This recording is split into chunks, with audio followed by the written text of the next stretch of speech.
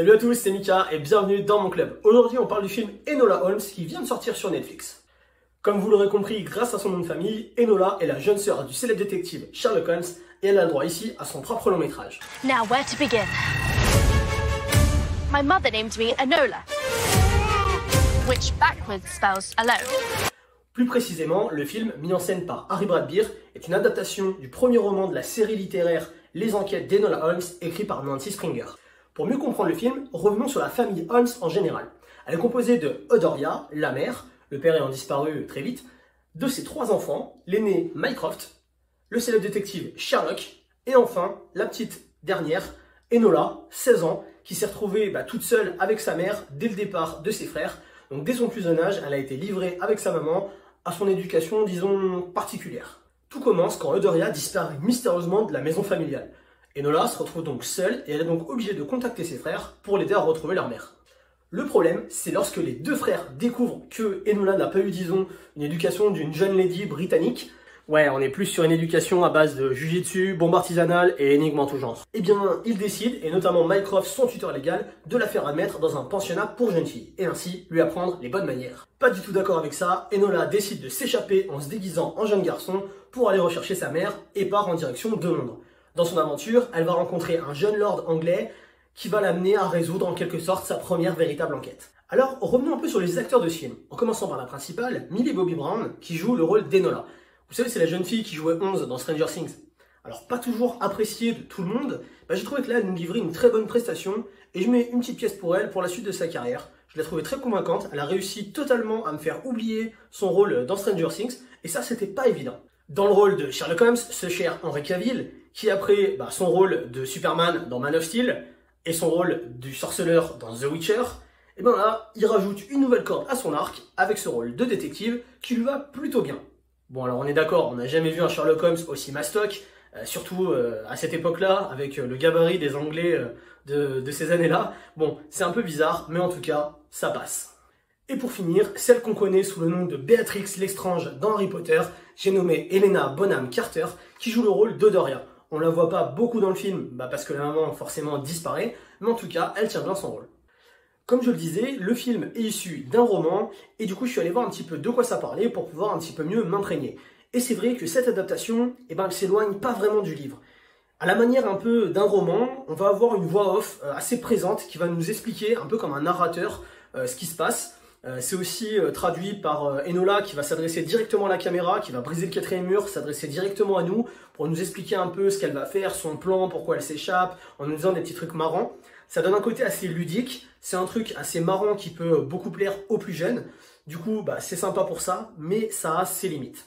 À moyenne dose, c'est assez intéressant, mais là, il y en a quand même beaucoup. Du coup, rajouter en plus avec les effets de style du film qui sont très présents, comme par exemple quand elle va arriver dans une ville, il va y avoir une photo un peu animée de la ville qui va se mettre à bouger, ou alors quand elle nous explique un petit peu les étapes de son plan, on a aussi tout un effet de style avec des papiers qui se déchirent, qui nous laissent dévoiler les étapes de son plan.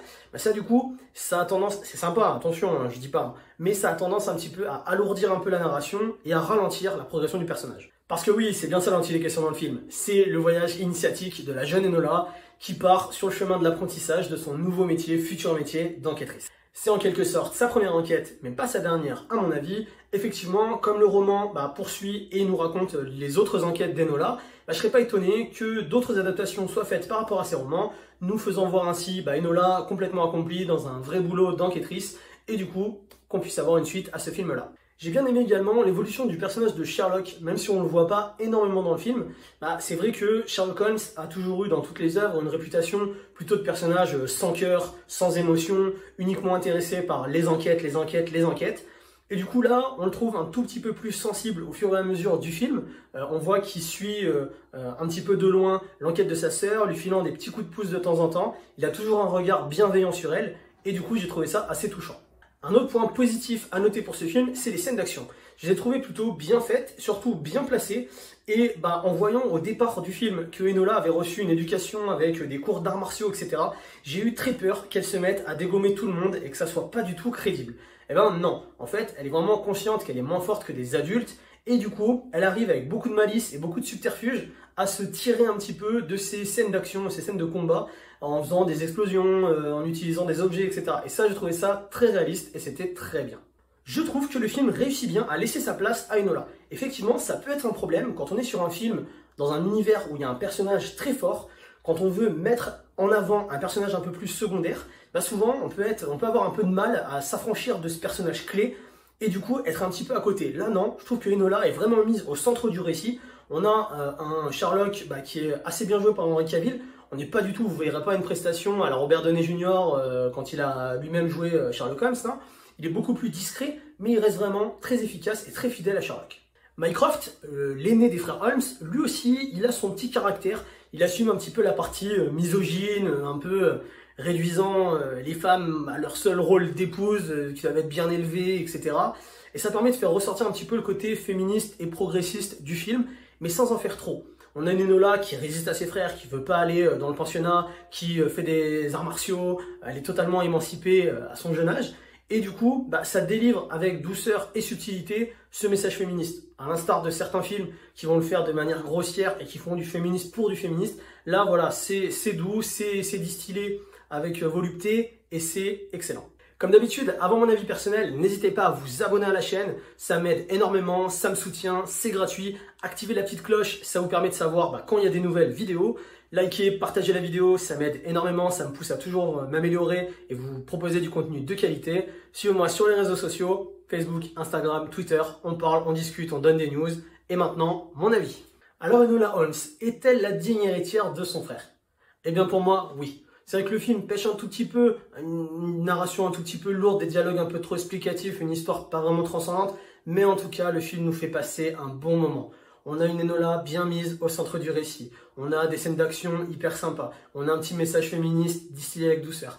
Et surtout, ce film, il nous fait retomber en enfance. On prend vraiment plaisir à suivre cette jeune fille qui s'émancipe, qui fait son petit chemin, qui va vers son boulot d'enquêtrice. C'est hyper sympa, ça rappelle vraiment l'enfance.